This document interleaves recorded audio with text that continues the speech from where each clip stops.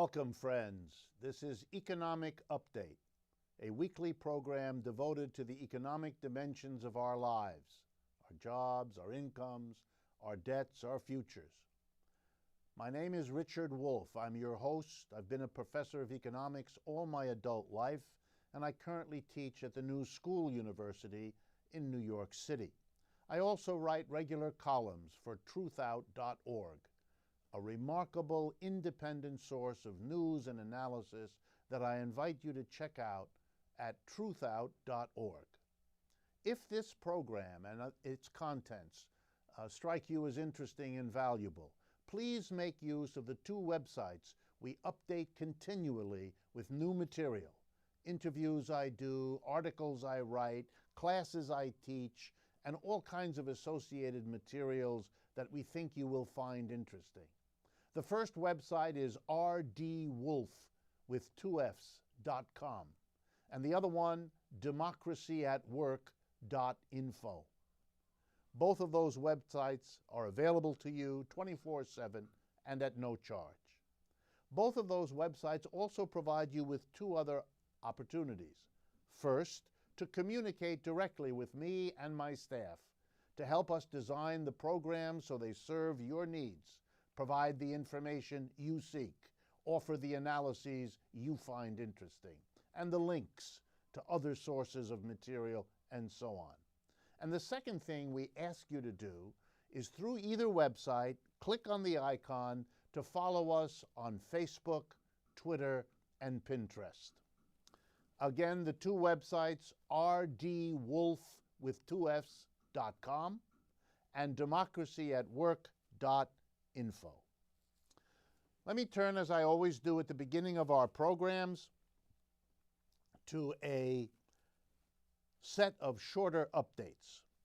General Motors has been in the news recently, mostly because of a faulty ignition switch that injured many and killed quite a few people, that they clearly knew about years ago but did not do much about, apparently putting the profitability of producing those cars ahead of the safety of the people using them. And they've gotten themselves into quite a bit of difficulty because of that. But I want to talk about some issues raised by General Motors' behavior that's somewhat different. And I think this has to do with the broader lessons of profitability in transportation. You know, transportation is a basic requirement of any and every economic system, indeed of any modern society. And it is a very questionable matter whether we put something as important as transportation into the hands of private profit-making and profit-driven corporations. And the automobile is a case in point.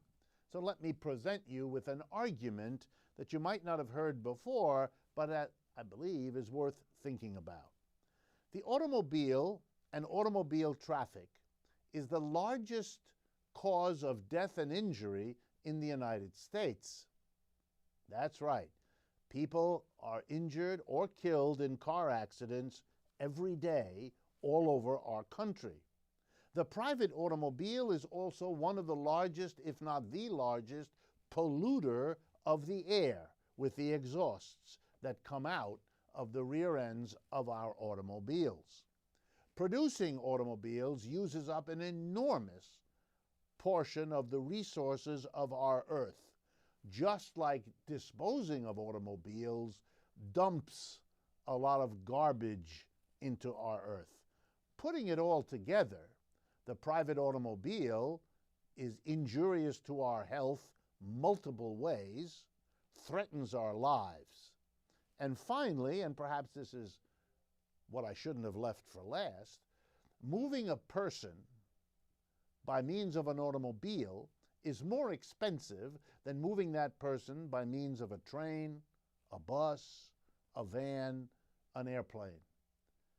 Car traffic is an inefficient way of transporting people.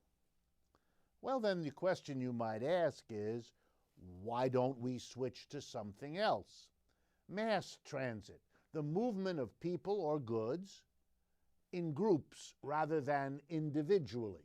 A car is a small thing. It moves one or a very small number of people at a time.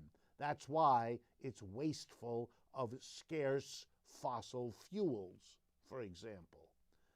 And that's also why it is clogging our roads. And I haven't even discussed that what would it mean to our traffic patterns, to the wear and tear on our road system, and hence the cost of replacing or upgrading our roads if we had mass transit, buses, vans, trains, and so on, instead of the private automobile. We would injure and kill many fewer people. We would have much less air pollution. We would waste much less in the way of natural resources. We would be able to move around our cities much more quickly and efficiently. You get the picture?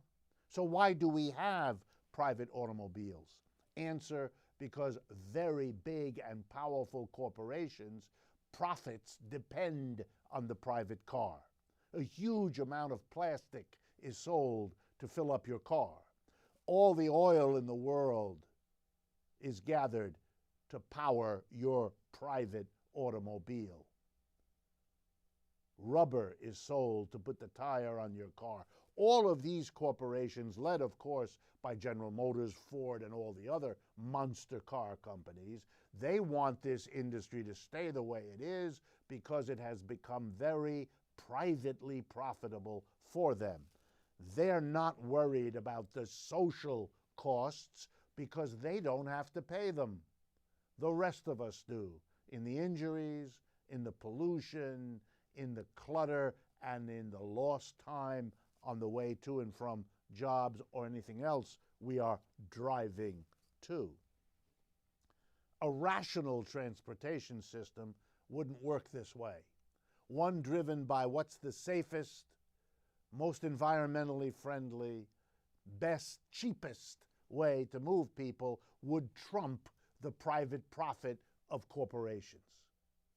And as I said last week, if what you're concerned about is that doing away with the private automobile industry in favor of mass transit raises the question of jobs, I agree with you. But the best answer to that question is not to shut down the conversation about how much better mass transit would be than the private automobile. It's to answer the question in a creative way. Can we avoid the absurd social costs of the private automobile while still getting the benefits of being moved around in an efficient, speedy, and safe way? And the answer is obvious. Number one, we have already been taught by the likes of Hertz and Avis how to handle the residue need for private cars. At the edge of all cities, there'll be parking lots maintained full-time by teams of mechanics who will keep these cars in good order, and if and when we need a private vehicle to go off in the country or to make a long trip, we will go to pick up those cars and rent them for a short period of time. Number two, a good bit of the people we won't need to produce cars because a number of cars required will be much less. A good number of those people will be put to work producing mass transit vehicles instead. The vans, the buses, the trains, and so on.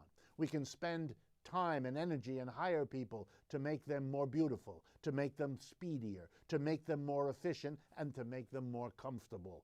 We have a lot to learn from our Chinese and European fellow nations who have gone further down that road than we have. They have faster trains, they have more comfortable trains, and so on. And finally, for those who still don't have work in the mass transit industry and who still have to find an alternative, let's find them one of the many jobs we need: taking care of kids, rebuilding our cities, doing something for our elderly. Lots of work to do for displaced auto workers who know that we will take care of them and provide them with jobs at the same time that we switch from the private, dangerous, polluting automobile to the mass transit that we will all be grateful we made the transition to. These are powerful arguments. We haven't defeated those arguments. We have silenced them.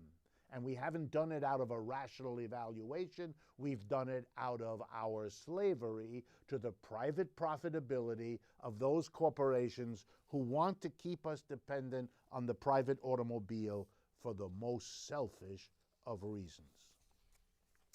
My second update has to do with prisoners in Alabama. That's right. Melvin Ray, a courageous inmate at the St. Clair Correctional Facility in Springville, Alabama, is the founder of a prison-based group called the Free Alabama Movement, FAM. He is protesting, together with prisoners across the Alabama system, the way that they pay, or rather don't pay, inmates for work. There are hundreds and hundreds of inmates, perhaps thousands. I don't know the number, and I haven't been able to get a statistic I can reliably report to you. But here's what they are often required to do: work inside the prison. When they work inside the prison that they're incarcerated in, dealing with food preparation, laundry, and maintaining the facility, they are paid exactly nothing for their work. However, the Alabama Department of Corrections also runs a prison industries program which operates 17 different facilities across the state, where inmates do everything from furniture construction to license plate manufacturing. And when they work outside their prisons in these facilities, they receive 35 to 50 cents per hour as compensation. As Ray says, in Alabama, you arrest people not because of any crime they have committed, and not because of any rehabilitation you hope and provide for them in jail, but rather as a source of cheap labor. This is, to put a simple point to it, outrageous. The 13th Amendment to the U.S. Constitution specifically forbids slavery except as punishment for a crime. We have enslaved the people we put in jail when we force them to work at wages that are way beneath all standards of decency in the world. And they're not even close. 35 to 50 cents an hour. You think you rehabilitate a criminal by forcing him to work or her to work under such conditions? What kind of rage are you building up? What kind of justifiable anger? What kind of lesson are you teaching anybody to exploit them so ruthlessly? And who gets the benefit? And why isn't there protesting outside? The work being done by prisoners for 35 cents an hour is displacing work that might have been done by another person outside the jail who would have gotten paid a proper wage. Who's benefiting by all these profits that are generated by underpaying workers? This is an outrageous abuse. The amendment to the Constitution should have had the courage to ban slavery everywhere. If it is an outrage against human freedom, so is it to do that to a prisoner. Haven't we done enough? Take away his or her freedom? Incarcerated them? Put them subject to the abuses we know afflict all prisoners? We have to enslave them and underpay them as well? That doesn't produce good citizens, folks. It is a self-destructive and vindictive act. Next item. The drought in California is having a number of effects. It is raising the price of water, of all kinds of crops that have to pay outrageous amounts to cope with the drought. It is changing the pattern of farming. It is a disaster to our agricultural industry at a time when our economy is already weak and needs help, not obstacles. Why are we in trouble? Is it because it hasn't rained enough? Not so much. It's because we haven't planned our water usage. Water has been a shrinking and more urgently considered item for a long time. The authorities in California, the West, and across the United States have known about a water problem in various parts of the country. But we don't have the kind of planning apparatus in our society that you need. We don't have the authority in the hands of government to deal with that problem. We leave it to private industry and the market, and they make a mess of it, which is why we have a catastrophe now. If the market were half the efficient institution that its defenders claim, we wouldn't have the GM debacle I just finished analyzing. We wouldn't have the collapsing agriculture structures that are plagued by a drought. We would have found solutions that intelligent people with the resources and the authority could have and would have found. But we are slaves of the market, and we live with its dictates, while the apologists of the market pretend that we can't do better. Shame on them. We can and we should have. Okay, I want to move now to the first of our larger issues that we're going to be discussing today as we go through some major items that have come to my attention, in some cases because of the communications you have sent to me. The pensions of public employees have become an issue across the United States, particularly in the cities of San Bernardino, Stockton, and San Jose, California, but also in Rhode Island and in countless other states. The one that has gotten the most attention, the one in Detroit, Michigan. What's the issue here? Every city and every state has public employees. You know who they are. They are the school teachers, the police and fire personnel, the clerks that keep the records, the folks that clean the streets. You know, the people who make our cities and states livable, who maintain the public monuments, the public schools, all the public institutions, who look after the public health. These people work all of their adult lives for cities and states, or most of those lives. They are entitled, as are all workers, to a pension when they've given 40, 50 years of labor to retire in the final years of their life without care, in the sense of being hungry, without a home. They're supposed to get a pension. That's a decent way of treating working people, and has been recognized as that across the world. So what's the problem in these towns? These towns are facing financial difficulties.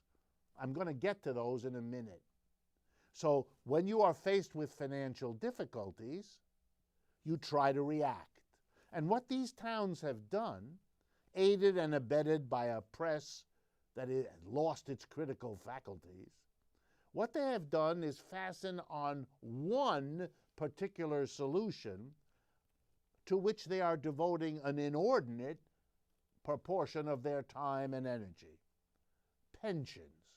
They've decided to make pensions the solution to their financial difficulties. Or to say the same thing more sharply, they've decided to cut the pensions, both of the people who are now on the pension, who finished giving their city and state a lifetime of labor, and also to cut the pensions of public employees now and those to be hired in the future to teach the schools, to drive the patrol cars, to put out the fires, to work on the public health, and so on. So let's analyze this. First, pensions neither were nor are the problem. In San Jose, in Stockton, in San Bernardino, in Detroit, in you name it, town or city, the real economic crunch is 5 or 6 years old. It has to do with the economic crisis we're living through. When you unemploy, when you fire millions of American workers, which we've been doing for the last 6 years, when our unemployment rate is today still much higher than it was back in 2007, not as high as it got in 2009, but still not anywhere near back to where it was. When you have unemployment lasting for years at a high level, guess what? Unemployed people don't earn a living, which means they don't pay an income tax. Unemployed people who don't earn much of a living buy fewer things, so they pay less in sales taxes. All of their friends and neighbors and relatives who are worried about their jobs, how secure they are, what benefits they can continue to get, hunker down, spend less money, and therefore pay fewer sales taxes. When you put it together, the cities and states of the United States have been suddenly deluged with a shortfall in the revenue that comes from a depressed economy. That's their problem. Pensioners and public employees didn't cause this crisis. They are not the perpetuators of this crisis. They basically have nothing to do with this crisis. At the same time, as unemployment savages the flow of income and sales taxes to cities and states, something else has been going on in the last 25 years, and we've documented that often on this program. Major corporations have found ingenious ways to reduce or avoid altogether the taxes they're supposed to pay. Sales and income taxes to states, property taxes to local communities. They've done it by moving facilities abroad. They've done it by keeping money out of the country and beyond the reach of the tax authorities here. They've done it by manipulating the tax code to give themselves legal exemptions and so on. So you have to add the shortfall in revenue coming to cities and states from the corporations that have evaded and avoided taxation. So you put all this together, and guess what? Cities and states across America are in economic difficulty. No dispute there, that's clear. But it's the crisis and the tax evasion strategies of business that have combined to create that problem. Hence, it is fundamentally unfair to try to solve that problem by taking away the pensions of people who've given years and years of their labor to maintain the cities and states of this country. What are the options facing cities and states in the United States? Are there other ways to deal with the problem? And the answer is, of course. Of course. Here are some of the ways. Tax corporations. They are making more money than they have in decades in this country. They have done better over the last 25 years, including during the crisis, than average people or middle and small businesses. They have more of a capacity to pay now than they ever have, and the rates of tax they are required to pay now are lower than they've been in the last 40 years. You put all that together, and it's an astonishing array of arguments that if you have trouble in America's cities and states, tax those who've gotten away with not paying, who have the lowest rates in decades, and who have the greatest ability to pay. Fairness, decency, elemental logic dictates that's how you solve the problem. You don't savage the pensions of workers. Average pension in San Bernardino, if I remember the numbers correctly, is $19,000 a year. Those are the people you're hurting.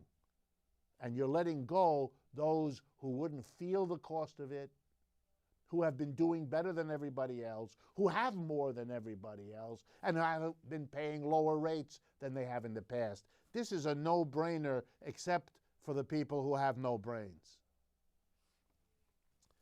Number two, here's another solution.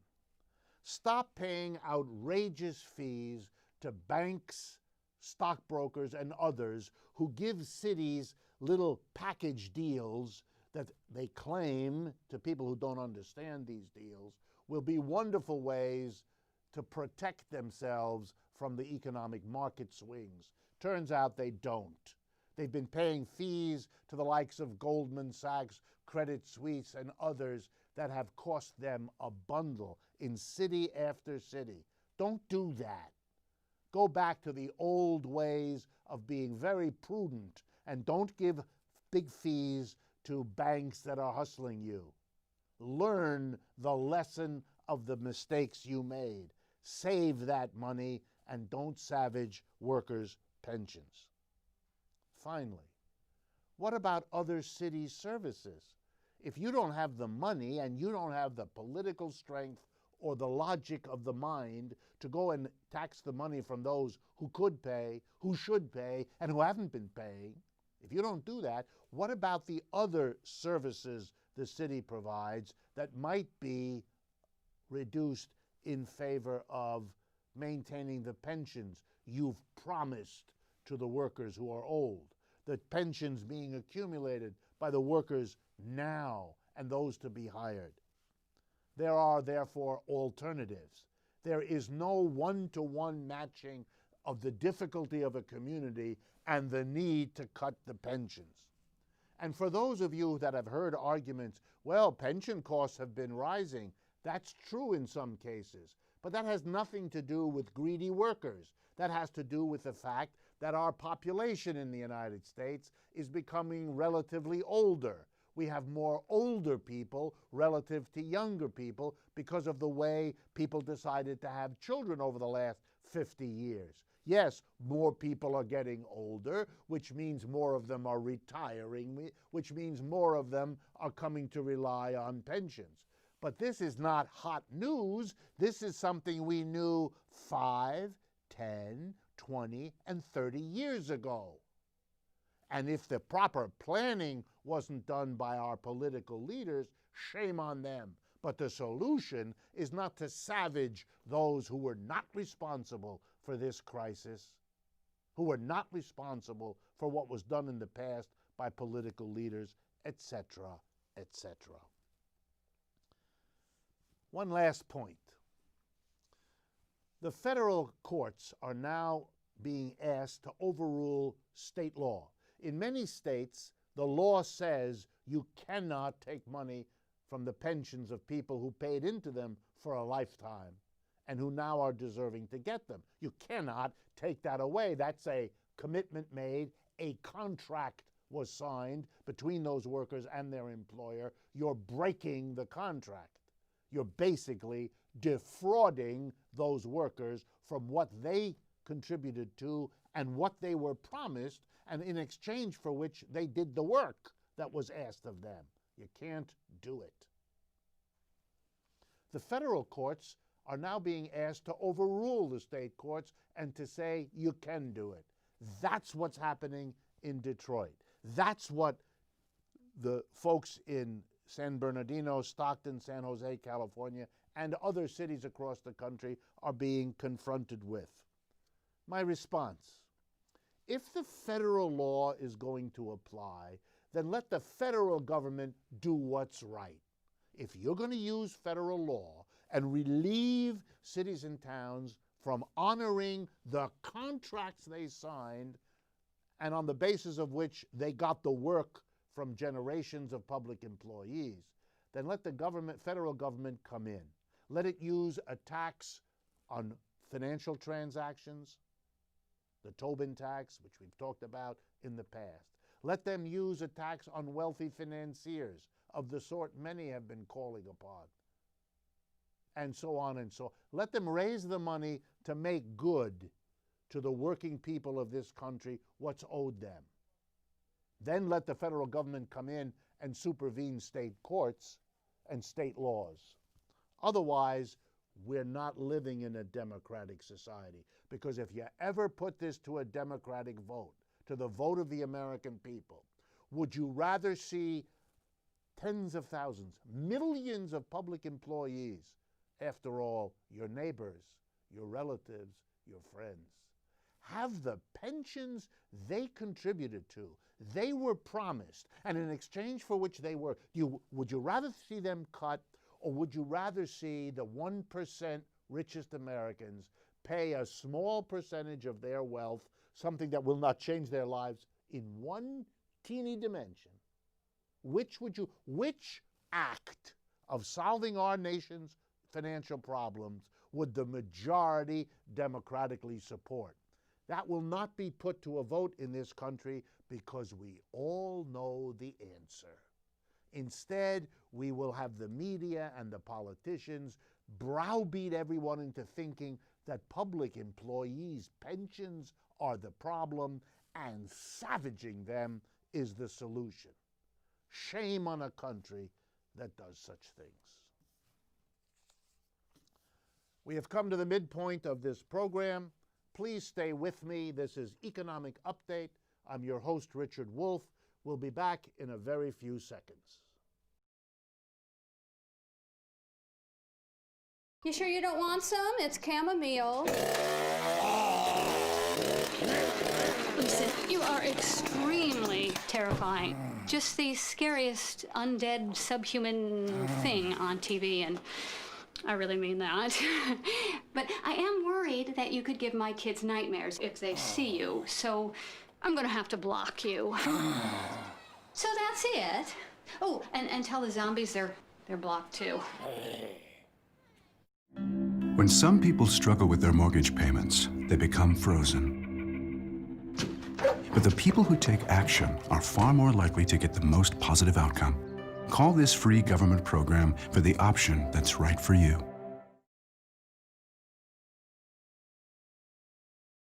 Welcome back, friends. This is Economic Update.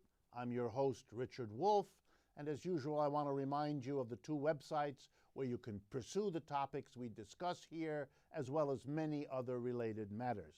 The first is rdwolff.com, and the second one is democracyatwork.info. Both of them are available to you free of charge 24/7. The next larger topic I want to spend a few moments with you discussing today has to do with what is happening to the costs and the finances of higher education in the United States. I need to talk to you about this because it touches our lives in so many ways. As many of you know, we are now experiencing the first generation of college and university students in America racking up enormous debts and carrying them as a burden into the lives they begin upon graduation. It is making them feel that burden on a daily basis. They're filled with anxieties about their capacity to repay, to deal with the interest that is accumulating, to deal with the penalties when they can't pay back on time. It is burdening young people in ways that lead them to make decisions to postpone marriages, to postpone children, to choose careers not because this is what they love and where they will be most productive, but rather to choose a career where they have the best chance of paying back this enormous burden of loans. It is outrageous what we are doing. It is not happening in anything like this manner in many other countries of the world, so this is not a global trend. It is a disaster. And there are other ways to talk about this that we have done. But today I want to focus specifically on the financing of public higher education. So let's be clear what we're talking about. Public higher education educates more than 3/4 of the young people in the United States. That's right. More than 3/4, and by some estimates, as much as 85% of American college and university students go to a public school. The private sector of higher education is a small minority sector. You may have heard a lot about private universities, but most of us go to public universities. So that's where we are training and educating the young people who are going to be so crucial to the future of the American economy now that we have to work and live and trade in a global economic system. So what have we been doing in terms of the finances of our public higher schools that train most of our people. Okay, let's give you an example. Up until about 2 decades ago, 20 years ago, for most middle-class families, financial aid was only marginally necessary. They could afford college educations for their kids. Today, more than 7 out of 10 college seniors borrow to pay for college and graduate with an average debt of $30,000. Okay? Wow. Revenue from tuition, what students are required to pay, accounted for 44% of all operating expenses of public colleges and universities in 2012. That was the highest share ever. 25 years ago, tuition paid for 20%, less than half.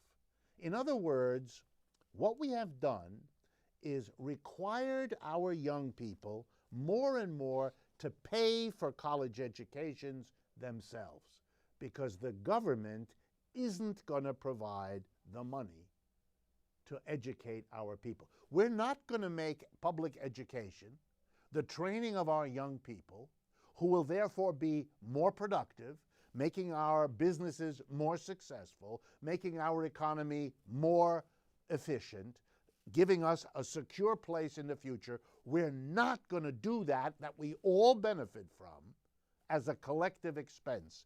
Instead, we're going to heap the burden more and more on the individual family of the students. Here are these statistics, which, by the way, I have gotten from an excellent report put out by the Demos Foundation, D-E-M-O-S, the paper called The Great Cost Shift Continues, State Higher Education Funding After the Recession.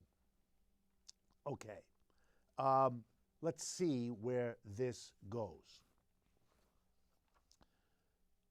49 states out of 50, the only accepting state is North Dakota, are spending less per student on higher education than they did before the Great Recession, that is, before 2007.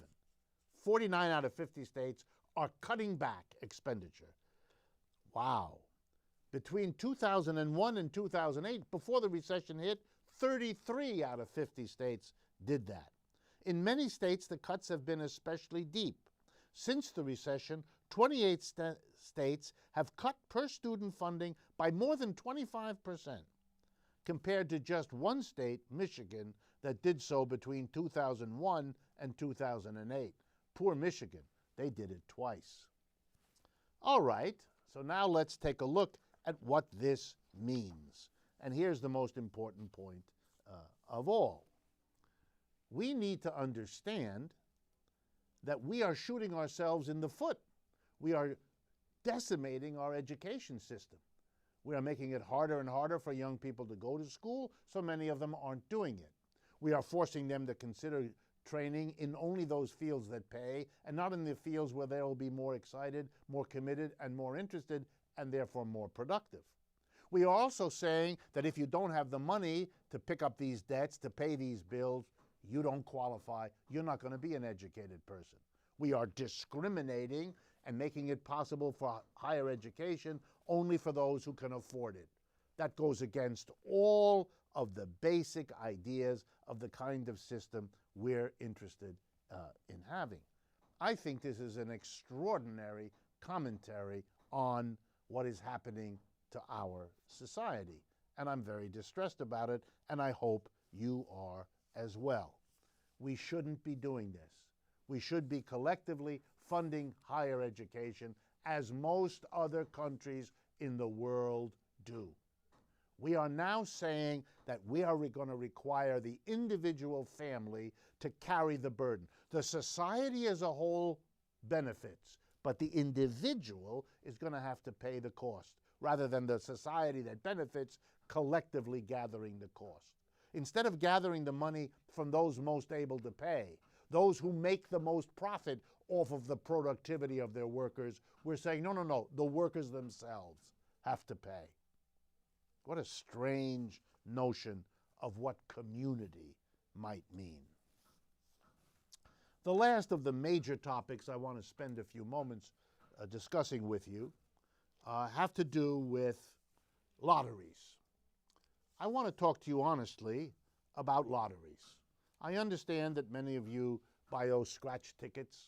I understand that many of you purchase lottery numbers at your local lottery dealer in the states that have them, etc., etc. But I want to be blunt and honest with you about what lotteries were and are and why we have them. Before the 1980s, there were little or no lotteries in the United States, little or no scratch tickets. And the reasons were simple. We had a tax system that worked reasonably well. It raised money in part from poor and middle income people, and it raised money from wealthy people. The top income tax the top income tax bracket for the richest people in the 1950s and 60s was 91%. Even in the 1970s, it was still 70%. The theory of the progressive income tax was if you have more, the government takes a larger percentage from you because you have the greater capacity to pay. We did pretty well as a nation economically in the 50s, 60s, and 70s. We had our problems, but we did pretty well. We have much greater problems now. And the irony is we have lower taxes on corporations and lower taxes on the rich. But of course there was a problem when you cut taxes on rich people and you cut taxes on corporations and you even cut taxes a little bit, not much, on middle and lower income people. It meant the government was bringing less money in. The government, the politicians in our society, are afraid to tax corporations and the rich. That's why the tax on them has come down so far. The rich and the corporations have a simple threat. They hold over politicians. If you don't cut our taxes, we're going to throw our money to your opponent in the next election, and you're going to lose. And they've been pushing the Supreme and other courts to give them greater and greater latitude, to give them greater and greater latitude to give money. And as you know, in recent decisions, there are literally no limits on how much money corporations and rich people can give to get the politician of their choice. And who's that? The politician that cuts their taxes the most. And that's what they've gotten. But that has pinched what governments can do. For a while, they jacked up the taxes of the mass of people. Even to this year and last year, we pay back a high payroll tax that had been reduced during the Great Recession, 2009, 10, 11, because we were having such difficulty. But they raised it again. Can you imagine? Amazing. But then the people revolted. That's why so many Americans are just dead set against tax increases, are willing to support extremely conservative politicians with whom they disagree on a whole range of issues, but they are desperate not to have their taxes raised because they can't pay it anymore and they can't control what they have to pay in prices for the goods they buy, the services they buy, so they want to control the politician so at least their taxes don't go up. The politicians then, however, don't have the money to do what the big corporations and the rich and the mass of people want them to do in the way of providing services. How could they solve this problem?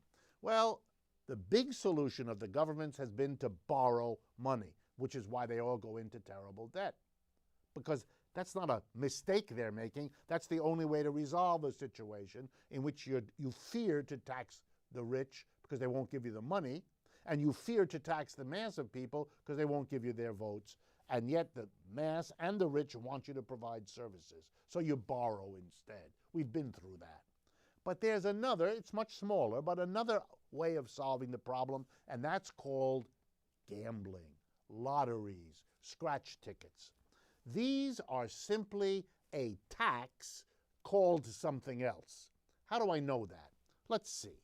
First, if you see who buys the bulk of the scratch tickets and the lottery, you guess what? It's the middle and the lower incomes. It's the people who they are afraid to tax, but now they've found a way to tax them, a way to get money out of their pocket to run the government. Here's how it's done. By telling them you have a 1 in a million chance to win the lottery.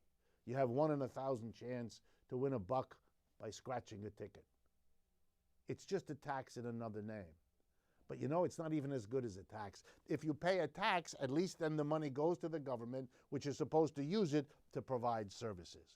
When you buy a lottery ticket, first, a portion of that money goes to the store owner who runs the lottery machine where you bought your ticket. Another part of that money goes to the bureaucracy that puts out advertisements about the lottery, that runs the lottery, that keeps the records of the lottery. And finally, a part of what you pay as a ticket is the money used to give to the few individuals who win the lottery. So what's actually left for the government to use to provide services is much less than if you had called a tax and had it paid as such. But you know, it's worse even. When you sell lottery tickets, here's what you do. You take a little bit of money from lots of medium and low-income people. They're the ones who buy most of the tickets.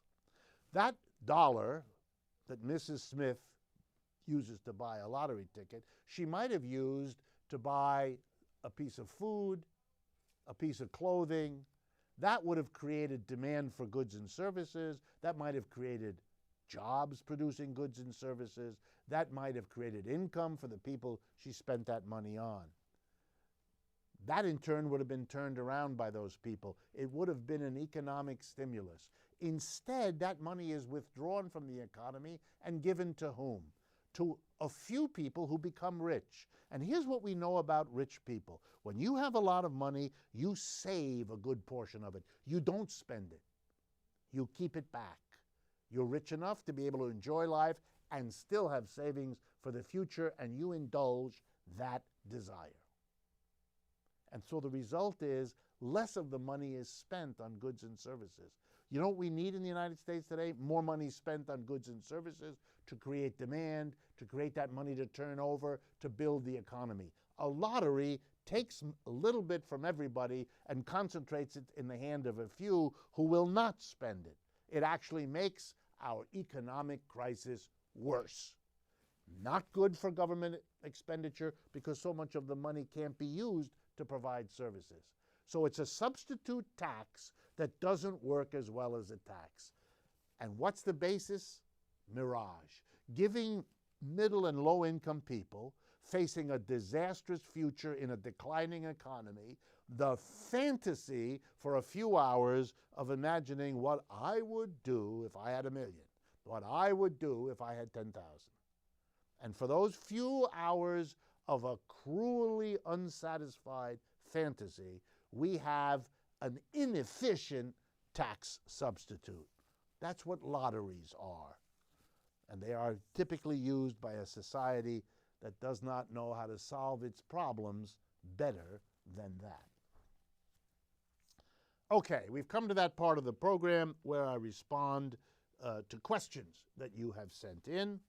And today I want to respond to several. First, a technical question, easy to answer. Does the Federal Reserve create money? The answer is yes. That's one of its central functions.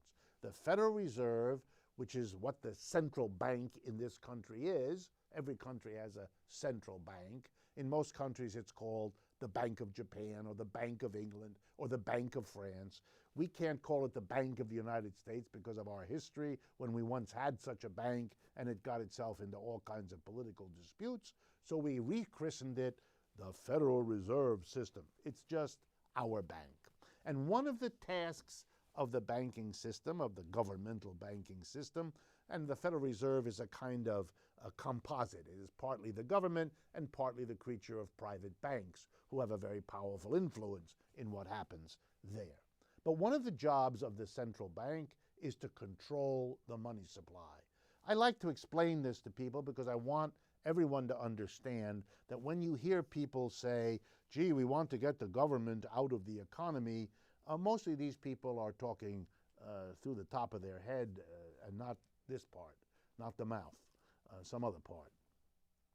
Anyway, what they're not understanding is that all modern societies give to their governments the control over the money supply, over a large part of the money supply, if not all of it, because they're not going to rely on private enterprises to control the money supply completely, because then what we have as the way of money, which we all depend on in a modern economy, would be controlled by people whose motivations are their private profit, and that's too dangerous.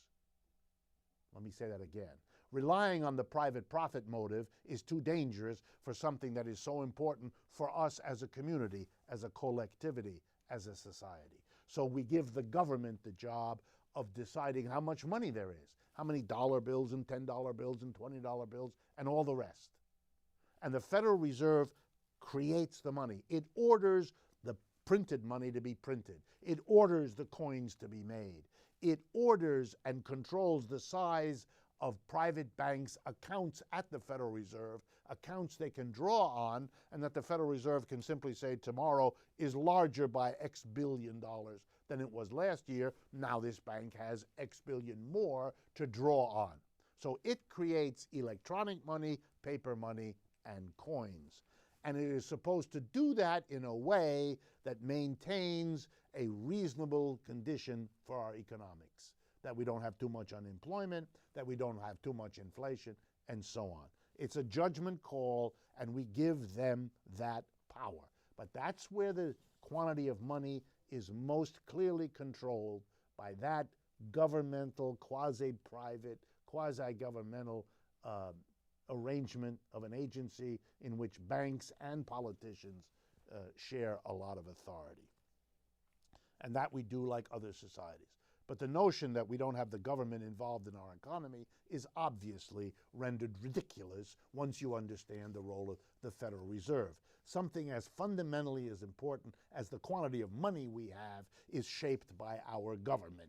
And if you literally meant to get the government out of the economy and it wasn't going to control the money supply, Lord help us as to what would happen.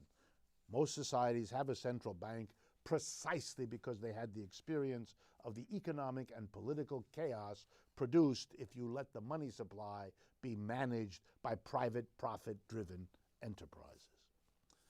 Okay, another question. What are the reasons that an advanced industrial economy like those Japan, North America, Western Europe, what does it mean to say, and what are the reasons why they go to other countries? The reasons are always multiple. One company goes for one reason, another for another. But here's a list to keep in mind when you're thinking about this. Companies go abroad when they need to get reliable sources of raw material. They buy them there and ship them home, or they establish enterprises out there in the other country to be able to buy them, to process them, and to ship them back. The second reason corporations go abroad is for food, to provide for food, either because they manufacture food. For example, coffee companies go to other countries for the simple reason that in most of the United States you can't grow coffee. In fact, in very few parts of the United States, Louisiana, Hawaii, and so on, we can produce coffee, but nowhere near enough.